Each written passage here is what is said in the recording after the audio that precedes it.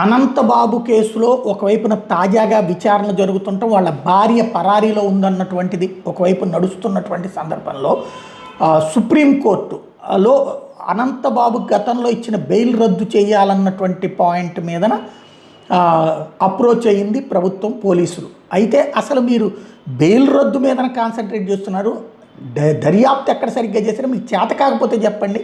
ఆంధ్ర పోలీసులు సరిగ్గా చేయట్లేదు, నేను సిబిఐని పెట్టమంటారా అని అడిగింది ఇవాళ సుప్రీంకోర్టు విచారణకు వచ్చిన సందర్భంలో పోలీసులు తీరు మీద న్యాయస్థానం ఆగ్రహం వ్యక్తం చేసింది. ఎమ్మెల్సీతో పోలీసులు కుమ్మక్కారంటూ వ్యాఖ్యలు చేయడం సంచలనంగా మారి, మీకు దర్యాప్తు చేయడం చేత కాబట్టి చెప్పండి, కేసును సిబిఐకి అప్పగిస్తామని వ్యాఖ్యానింది. కేసు ట్రయల్ పూర్తయ్యే వరకు అనంతబాబు డిఫాల్ట్ మెయిల్ని పొడిగించింది. ముందు అతన్ని అరెస్ట్ చేయడం కాదు, పూర్తి దర్యాప్తు చేయమంటుంది. నవంబర్ 30లోగా ట్రయల్ పూర్తి చేయాలని టైం లైన్ కూడా ఫిక్స్ చేసింది. సుప్రీంకోర్టు ఆగ్రహం వ్యక్తం చేసిన నేపథ్యంలో ఇప్పుడు అనంతబాబు అజ్ఞాతంలోకి వెళ్ళారన్నటువంటి ప్రచారం అయితే వినబడుతోంది.